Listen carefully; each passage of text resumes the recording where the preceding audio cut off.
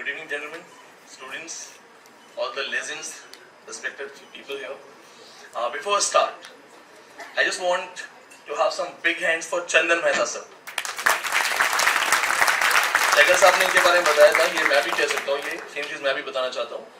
Yes, he has single-handedly handled this thing. मैं इनसे पूछ भी रहा था इतनी एनर्जी कैसे लाते हो आप. So it's all you have done that. And आज का सबसे खास जो है एक सेशन वो ये है, हमारे साथ माइक बेरी सर है.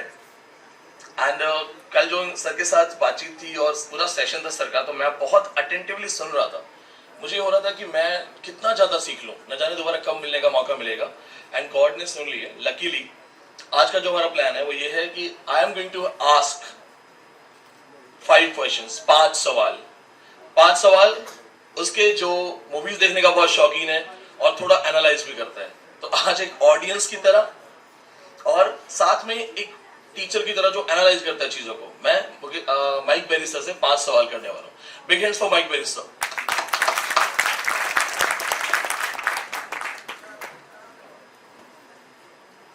We are lucky we are having a legend like him here. Nice. Thank you very much to everyone, and especially the distinguished guests, and Chandan Mehta and Dr. Gambhir ji and Vineet ji and Mr. Goyal. Yeah, and yesterday I was here and we discussed a lot of things about the films and all. So now today, especially Chandan is such a sweet person.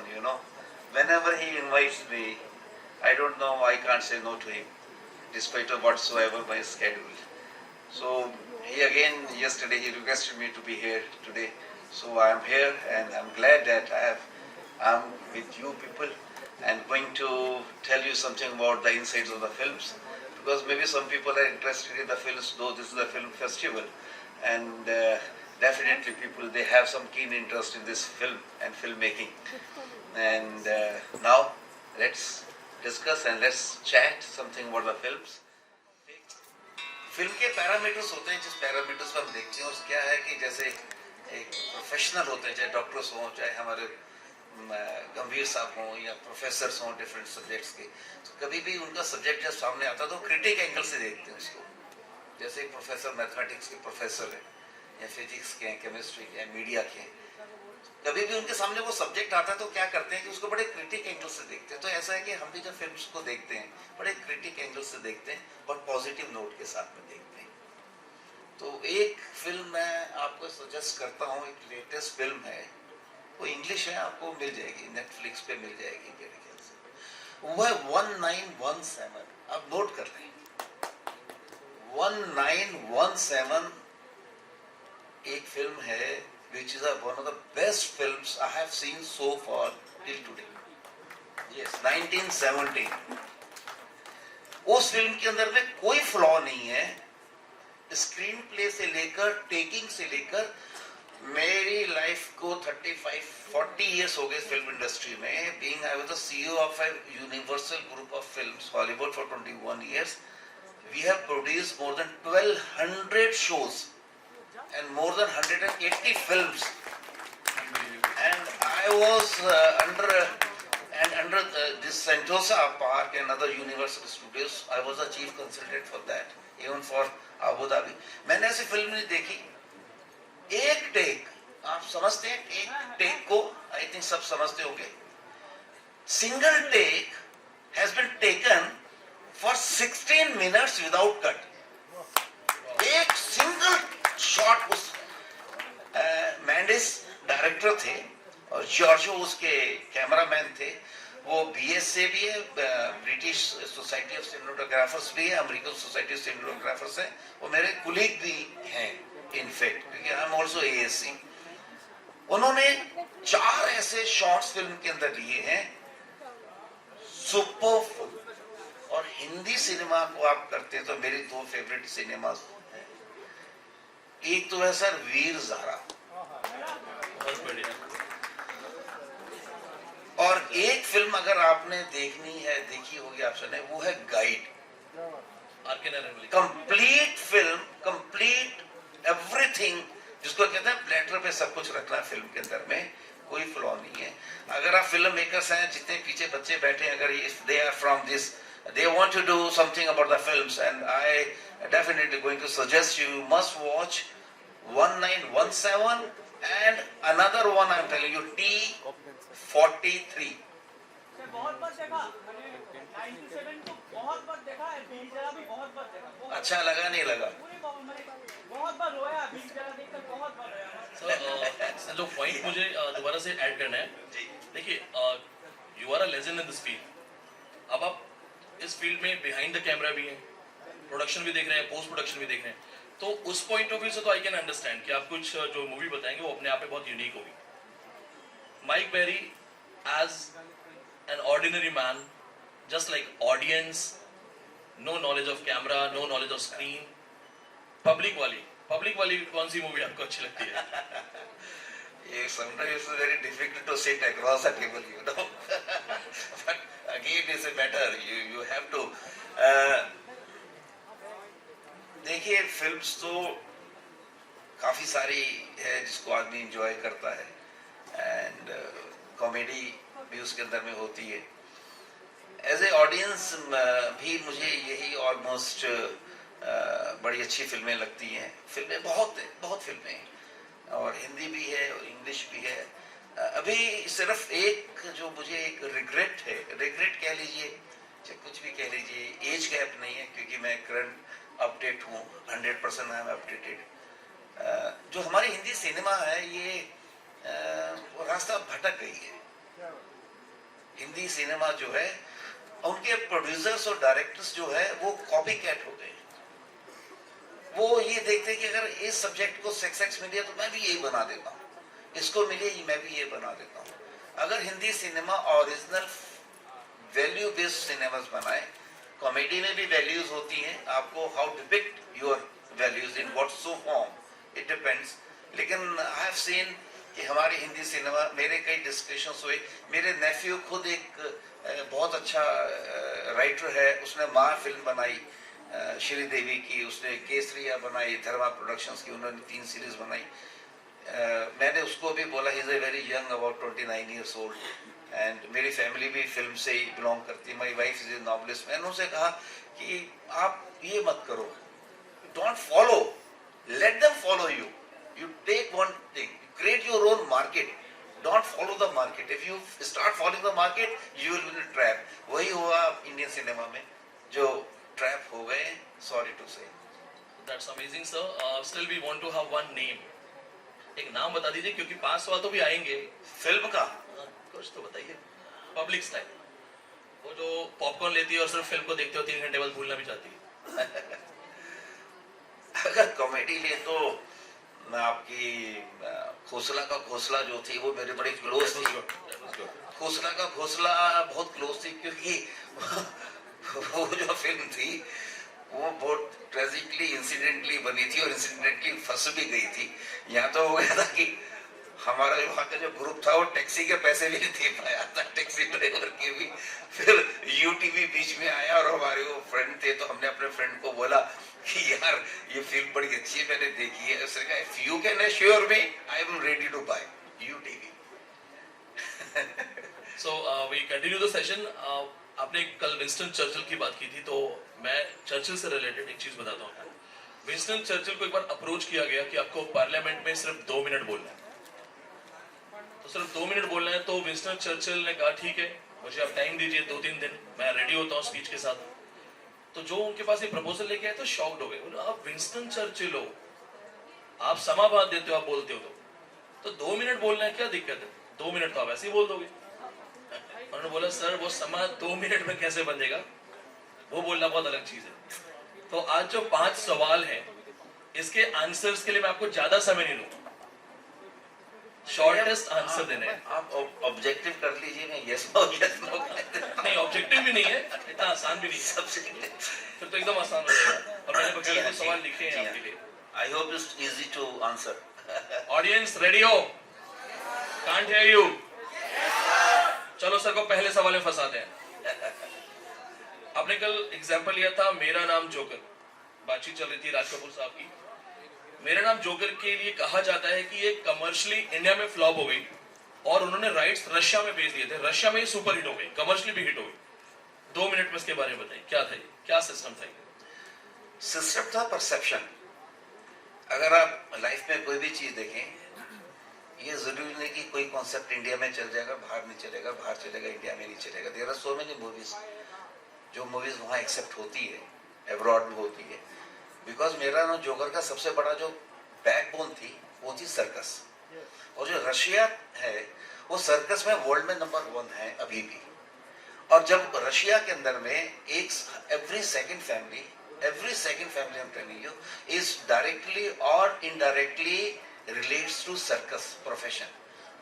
तो जब वहां film वहां पहुंची तो वहां पे लोगों ने अपने को बड़ा अच्छा कनेक्ट करना चालू कर दिया। और दूसरी बात क्या देखी उन्होंने कि कहां इंडिया का डायरेक्टर प्रोड्यूसर हमारे बारे में कर रहा है। यही रीजन था कि उसको बिना मार्केटिंग के किए हुए सक्सेस मिल गई, क्योंकि हमारे इंडिया में ऑफ बीट नहीं था ना इन बीट था, वो कंप्लीटली सब्जेक्ट एक्सेप्टेबल था ही नहीं उस वक्त। ऐसी ही चीज, बहुत ही बढ़िया, कमॉन दोस्तों, तालियों की आवाज नहीं आ रही है। ऐसी ही चीज हुई थी लाइफ ऑफ पाई के साथ, जो मेरा आइडिया है। यान मार्टेल की जो बुक है, बुकर बॉडी बुक है लाइफ ऑफ पाई, इस पे जब मूवी बनी तो लोगों ने कहानी को साइड में कर दिया और वो पब्लिक थिएटर्स में गई टाइगर देखने के लिए कि देखो देखो शेर है। मैंने जब देखी तो आसपास बहुत सारे छोटे बच्चे थे, मामा शेर आने वाला है, पापा शेर आने वाला है, पूरी कहानी साइड में हो गई। तो आपकी बात बहुत सही है कि सर्कस की वजह से रशिया में सुपर हिट हो गई थी, कमर्शियली हिट हो गई थी। सर अगला सवाल बच्चों का भी होगा, ये मेरे ख्याल से बच्चे बहुत जल्दी कनेक्ट करेंगे। फिल्म में आइटम सॉन्ग्स की क्या वैल्यू है directors point of view? Directors point of view से आइटम सॉन्ग की वैल्यू 0 है। क्योंकि हमारे वक्त में, जिस वक्त में आज से 20-25 साल पहले, 30 साल पहले इनफैक्ट, जब हेलन हुआ करती थी, उस वक्त में आपको मैं एक चीज बताता हूँ, ये जितने यंग्स हैं, if they are not gossiping, if you are listening one thing, because it will be helpful for you in future. जब हेलन हुआ करती थी उस वक्त में 2 चीजें होती थी, कॉमेडियन और एक डांसर। हेलन जो एंटरटेन करती थी, वो स्टोरी को लीड नहीं करती थी, स्टोरी को ट्रांजिट कर जाती थी। कॉमेडियन भी होता था, वो ट्रांजिट करता था स्टोरी को। और जो डांसर होता था, आइटम सॉन्ग जिसको आजकल हम कहते हैं, पहले उसको हम आइटम सॉन्ग नहीं कहा करते थे, वो भी स्टोरी को लीड करती थी। आपने कई फिल्में देखी होंगी कि वो उसको हीरो को बोलती, देख तेरे पीछे दुश्मन बैठा, वो तुझे गोली मार देगा, तू देख तू ऐसे बैठा। तो वो एक स्टोरी को लीड करती थी। तो वो डायरेक्टर को डिस्ट्रैक्ट नहीं करती थी जब वो डायरेक्शन कर रहा होता था। लेकिन अभी पब्लिक की डिमांड में और रूरल एरियाज की मोर डिमांड में डायरेक्टर को under compulsion I am telling you fact, उसको आइटम सॉन्ग डालना पड़ता है। क्योंकि item song is also not part of hero heroine, they don't want, they doesn't need, because it distract the things. तो मुझे लग रहा है आपने डिफेंड कर लिया इसको अच्छे से। Big hands, that's what we call experience, that's what we call knowledge. एक और सवाल है, और ये सवाल जो था, ये मैंने पूछने से पहले मैं रेफरेंस में सहगल साहब को लूंगा। सहगल साहब ने भीष्म पितामह मुकेश खन्ना की बहुत अच्छी आवाज सुनाई है। मेरी फैमिली महाभारत देखती, मैं पर्सनली खुद विदुर का फैन हूँ, उनसे सीखता हूँ, बहुत कुछ सीखना मिलता है। तो कुछ ऐसे रोल जिनके बाद उन एक्टर्स की एक जो हम करियर की बात करें, उनकी इमेज बहुत अच्छी हो गई, करियर खराब हो गया। कुछ एग्जांपल है मेरे पास, जो फिरोज साहब थे जिन्होंने अर्जुन का रोल किया। रूपा गांगुली जी का एक स्टेटमेंट आया था कि वो द्रौपदी का रोल करने के बाद उनको काम मिलना बंद हो गया था। मुकेश खन्ना जी शायद आज भी भीष्म पितामह और शक्तिमान की इमेज से बाहर नहीं निकल पा रहे हैं। राम अरुण गोविल जी ने किया, कृष्ण नितेश भारद्वाज जी ने किया।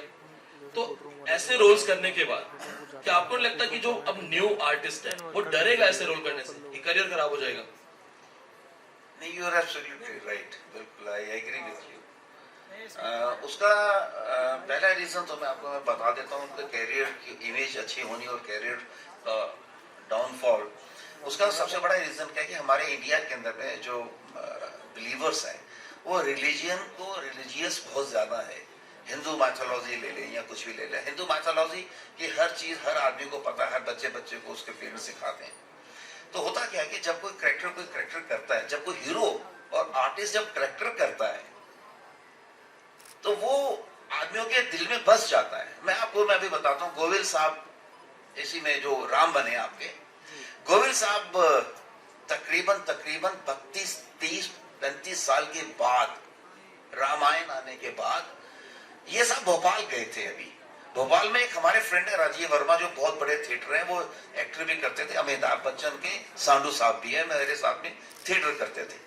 तो उन्होंने, आप बिलीव नहीं करेंगे कि तबस्सुम के देवर हैं गोविल साहब, और इन्होंने हम सबको कहा, राजीव वर्मा साहब ने कहा ये थिएटर इंटरनेशनल थिएटर फेस्टिवल है, तो माइक साहब I want that you should also join and I have also called the Govil.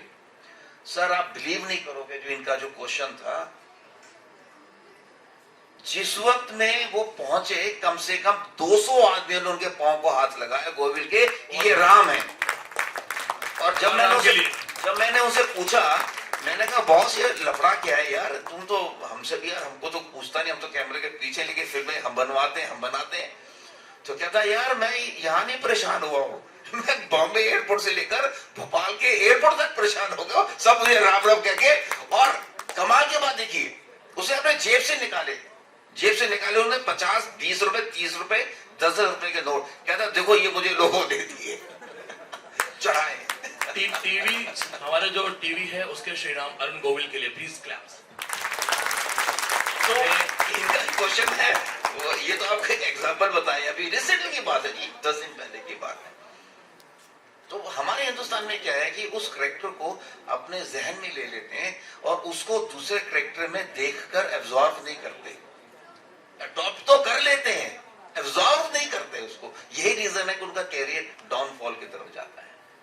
जिन्होंने सीता का रोल किया था, दीपिका चिखलिया जी, उनके एक बार में फोटो वायरल हो गई थी ड्रिंक करते हुए, बहुत बवाल हो गया था। देखो जी ऐसा है, सीता माता का रोल करती थी। ऐसा है कि ड्रिंक इज जस्ट लाइक, मतलब मुझे इसमें कोई खराबी नहीं लगती, लेकिन दिखाने वाले ने और शूट करने वाले में खराबी नजर आती है, क्योंकि वो ये भूल जाता है कि वो भी एक इंसान थे।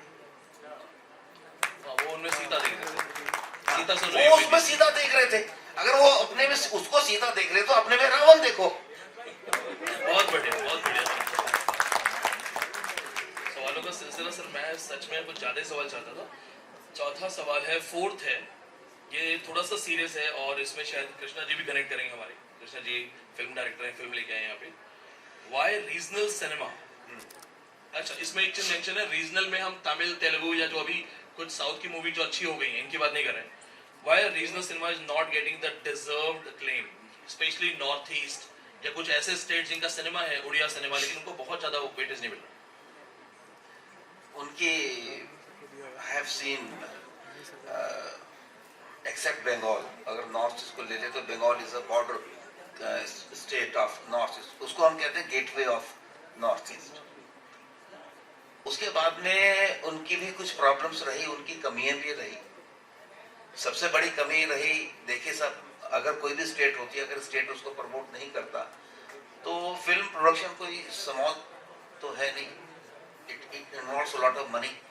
तो स्टेट से प्रमोट नहीं किया। अभी हम लोगों ने असम में कहा है, हमने उड़ीसा में, अभी हमने पटनायक साहब से मिले, हम लोग एक मास्टर एकेडमी, मास्टर यूनिवर्सिटी बना रहे हैं महाराष्ट्र में, और उसके आगे नंबर ऑफ एकेडमीज हम पूरी हिंदुस्तान की 10 मेजर स्टेट्स में बना रहे हैं। वो एकेडमी क्या होगी, जैसे एक बड़ा हॉस्पिटल होता है, नर्सिंग होम्स होते हैं, ऐसे हम लोग बहुत बड़ी university, very big university, biggest of the Asia की यूनिवर्सिटी है वो, उसके अंदर में सिर्फ फिल्म्स होंगी। We are having 44 disciplines of films. जैसे म्यूजिक के अंदर में 8 है, मेकअप के अंदर 7 वर्टिकल्स हैं, स्क्रिप्टिंग में 6 हैं, तो 44 टोटल है। तो उसको बना रहे हैं, उसके हम, यही हमारा पर्पस है कि एक आप एक फंड क्रिएट करो और वो फंड इमेच्योर प्रोड्यूसर्स को दो, जो नए नए बच्चे हैं उन सबको फंडिंग दो, तो एंकरेजमेंट मिलेगी। यही रीजन है कि हमारे रीजनल सिनेमा, दो despite these people, those who are from regional cinema or regional areas, they are very successful in Bombay. बहुत बढ़िया, बहुत बढ़िया। जो श्रृंखला है वो बस अब एक अंतिम सवाल पे आ गई है। अटेंशन गाइस, अंतिम सवाल थोड़ा सा सेंसेशनल है, बॉलीवुड में बातचीत होती रहती है, लोगों के अपने अपने विचार हैं और हमें जानना है माइक सर के विचार। सिंपल सा क्वेश्चन है सर, नेपोटिज्म पे आपके क्या विचार है? देखिए सर, ये जो नेपोटिज्म है ये हर प्रोफेशन में है, कहाँ नहीं है? क्या लॉयर्स में नहीं है? आज ही जजमेंट आई है सुप्रीम कोर्ट के जजेस की। हाँ, उन्होंने बोला है ना, जजेस को, खाली सुप्रीम कोर्ट को राइट नहीं है कि जजेस को कौन अच्छे जजेस बनेंगे नहीं बनेंगे, और ऐसे डॉक्टर्स के अंदर भी है, सब में। एक्चुअली में क्या है, ये नजर आता है, कहते हैं ना जो नजर आएगा वही बिकेगा। ये रीजन है कि जो हमारी जो ग्लैमर इंडस्ट्री है ये नजर आती है। और मैं आपको एक चीज बता रहा हूँ विनीत भाई, कि अगर वो अच्छा कलाकार नहीं है तो वो नहीं चलेगा। राजेंद्र कुमार साहब का बेटा था, उसकी पहली फिल्म आई लव स्टोरी, और वो सुपर डुपर हो गई, सुपर डुपर हो गई। क्या फैक्टर्स थे अलग बात है, लेकिन उसके बाद नहीं चल पाए। जरूरी नहीं है कि राजेंद्र कुमार उस वक्त में सिल्वर स्क्रीन हीरो कहा जाते थे, कि भाई ये इतने बड़े हीरोज हैं। उसके बाद में कितने, अभी देखिए आप अनिल कपूर की, इनकी बेटी को देखिए, उन्होंने बहुत प्रमोट किया। अनिल कपूर की बेटी चलिए थोड़ी सी चल गई, लेकिन उनके बेटे नहीं चल पाए। क्यों? इसलिए नहीं चले कि जी बहुत अच्छे एक्टर, बहुत नहीं, इसका मतलब है उनकी एक्सेप्टेंस पीपल में, पब्लिक में नहीं है। दो ही इज नॉट मस्ट कि अच्छा कलाकार का बेटा अच्छा कलाकार ही बनेगा, ये मस्त नहीं है, क्योंकि कलाकारी खरीदी नहीं जाती।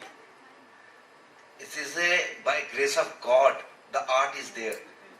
जैसे उन्होंने कहा कि आप फन, अंदर से आप फन निकालें, आप फनकार हैं तो जरूर निकालेंगे, आप कहीं ना कहीं, कभी ना कहीं वक्त आएगा, जरूर निकालेंगे।